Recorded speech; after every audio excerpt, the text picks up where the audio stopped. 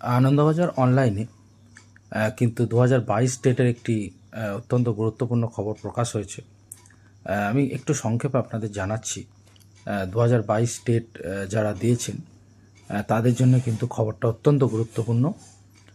বলা হয়েছে যে আইনি জটিলতা, ওবিসি শংসাপত্র বাতিল, এইসব কারণে কি থমকে রয়েছে নিয়োগ। পর্ষদ কি ব্যাখ্যা দিয়েছে সেটা কিন্তু প্রতিবেদনে তুলে ধরা হয়েছে।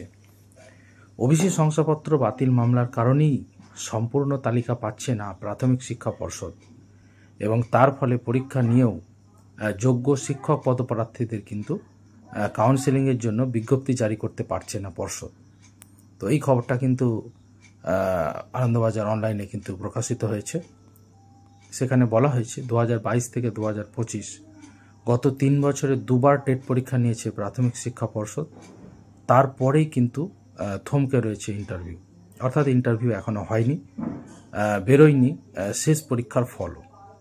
অর্থাৎ আপনারা জানি 2023-এর পরীক্ষার ফল বেরোয়নি, আর 2022-এ যেহেতু প্রশ্নভুল মামলা চলছে সেই জন্য কিন্তু তারও রিক্রুটমেন্ট কমপ্লিট হয়নি। প্রাথমিক শিক্ষা পর্ষদের দাবি, ওবিসি শংসাপত্র বাতিল মামলার কারণেই সম্পূর্ণ তালিকা পাচ্ছে না তারা, তার ফলে পরীক্ষা নিয়েও যোগ্য শিক্ষক পদপ্রার্থীদের কিন্তু কাউন্সেলিংয়ের জন্য বিজ্ঞপ্তি জারি করতে পারছে না পশ্চিমবঙ্গ প্রাথমিক শিক্ষা পর্ষদ। এমনটাই কিন্তু জানিয়েছেন প্রাথমিক শিক্ষা পর্ষদের তরফ থেকে, এমনটাই কিন্তু কলকাতা হাইকোর্টে কিন্তু বলা হয়েছে। প্রাথমিক শিক্ষা পর্ষদের সভাপতি গৌতম পাল বলেছেন, সুপ্রিম কোর্টে অন্যান্য অনগ্রসর শ্রেণী সংক্রান্ত মামলাটি বিচারাধীন থাকায় পশ্চিমবঙ্গ সরকারের বিদ্যালয় শিক্ষা অধিকার থেকে শ্রেণীভিত্তিক শূন্যপদের সংখ্যা পাওয়া যাচ্ছে না, ফলে পর্ষদও কিন্তু কোনো নিয়োগের বিজ্ঞপ্তি প্রকাশ করতে পারছে না। এমনটাই কিন্তু জানিয়েছেন পশ্চিমবঙ্গ প্রাথমিক শিক্ষা পর্ষদের সভাপতি গৌতম পাল। তো বুঝতেই পারছেন খবরটা অত্যন্ত গুরুত্বপূর্ণ। 2022-এর টেট যারা দিয়েছেন তারা নিয়োগ কেন পাচ্ছেন না সেই সংক্রান্ত খবর এখান থেকে আপনারা পেয়ে যাচ্ছেন, এবং এই ধরনের খবর কিন্তু আমার চ্যানেলে থাকে, আপনারা জানেন। শিক্ষামূলক সমস্ত খবর কিন্তু আপনারা এখান থেকে পেয়ে যাবেন। এখানে উল্লেখ করা যায় যে 2022 সালে টেট উত্তীর্ণ হয়েছিলেন 1.5 লক্ষের কিছু বেশি পরীক্ষার্থী। তাদের মধ্যে 69,408 জন ছিলেন মহিলা এবং 81,077 জন ছিলেন পুরুষ। এছাড়া 6 জন তৃতীয় লিঙ্গের পরীক্ষার্থীও ছিলেন। সেই সময় বর্তমান পর্ষদ সভাপতি গৌতম পাল মহাশয় ঘোষণা করেছিলেন যে উত্তীর্ণদের দ্রুত ইন্টারভিউ নিয়ে নিয়োগ প্রক্রিয়া সম্পন্ন করা হবে। সেই পরীক্ষার ফল প্রকাশিত হয়েছিল 2023 সালের 10 ফেব্রুয়ারি। তারপরে কেটে গিয়েছে 2 বছর, বিজ্ঞপ্তি জারি করে কিন্তু নিয়োগ প্রক্রিয়া শুরু করেনি পর্ষদ, এবং যার জেরে যোগ্য চাকরি প্রার্থীদের মধ্যে কিন্তু ক্রমেই কিন্তু ক্ষোভের সঞ্চার হচ্ছে, কথা কিন্তু বলাই যায়। যেহেতু প্রায় 2 বছর পেরিয়ে গিয়েছে রেজাল্ট, আপনারা বুঝতেই পারছেন যে 2023-এর 10 ফেব্রুয়ারি রেজাল্ট প্রকাশিত হয়েছে, তারপরে প্রায় 2 বছর পেরিয়ে গিয়েছে, এবং এই 2 বছরের ভিতরেও কিন্তু এখনো পর্যন্ত কিন্তু নিয়োগ প্রক্রিয়া সম্পন্ন হচ্ছে না। তো স্বাভাবিকভাবেই একটা হতাশা কিন্তু তাদের কাজ করছে। আপনারা জানেন যে এখানে অবশ্যই বিস্তারিতভাবে উল্লেখ করা যায় যে গত বছর 22 মে বিচারপতি রাজাশেখর মান্থা এবং বিচারপতি তপব্রত চক্রবর্তী ডিভিশন বেঞ্চ রাজ্যের প্রায় 12 লক্ষ ওবিসি সার্টিফিকেট বাতিল করে দেয়।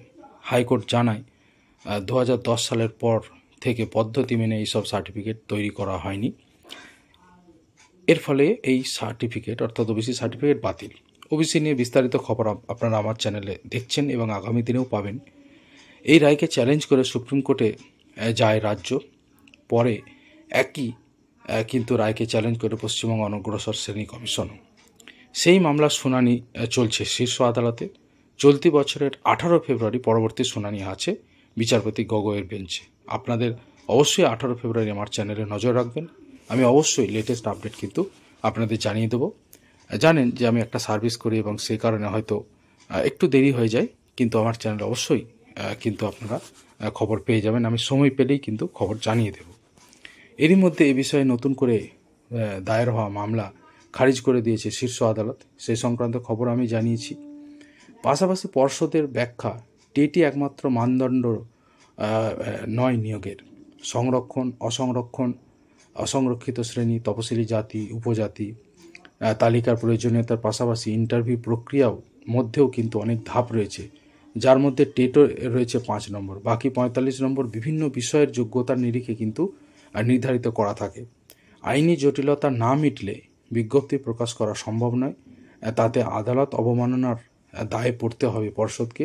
এই বিষয়টি কিন্তু যোগ্য প্রার্থীদের বুঝতে হবে, যোগ্য প্রার্থীদের বুঝতে হবে বলে কিন্তু জানিয়েছে পর্ষদ। অর্থাৎ বোঝাই যাচ্ছে পর্ষদ সভাপতি বলতে চাইছেন যে 2016 যে রিক্রুটমেন্ট আইন, সেই আইনে যা যা বলা আছে শুধু টেটটাই তো বিষয় নয়, আরও অনেক কিছু বিষয় রয়েছে। অবশ্যই ইন্টারভিউ একটি গুরুত্বপূর্ণ অধ্যায়, তো সব কিছু মিলেই কিন্তু হবে। এটা কিন্তু পর্ষদ সভাপতি জানিয়ে দিয়েছেন দ্ব্যর্থহীন ভাষায় যে শুধুমাত্র টেটটাই সব কিছু নয়। তো অবশ্যই আমরা চাইব যে 18 তারিখে যে ওবিসি কেস আমরা জানি শুনানি রয়েছে সুপ্রিম কোর্টে, তো 18 ফেব্রুয়ারি একটা ইতিবাচক রায় আসুক, সেটাও চাইব। এবং 2022-এর এবং 2017-এর যে প্রশ্নভুল মামলা আছে সেগুলো দ্রুত শুনানি হোক, এটাও কিন্তু আমরা চাইব ছাত্রছাত্রীদের, তাহলে কিন্তু অনেক সুবিধা হবে। তো অবশ্যই আপনারা সমস্ত খবরের জন্য যারা এখনও চ্যানেলটা সাবস্ক্রাইব করেননি, অবশ্যই আপনারা সাবস্ক্রাইব করে নিন। গুরুত্বপূর্ণ খবর আপনারা এই চ্যানেল থেকে অবশ্যই কিন্তু পেয়ে যাবেন।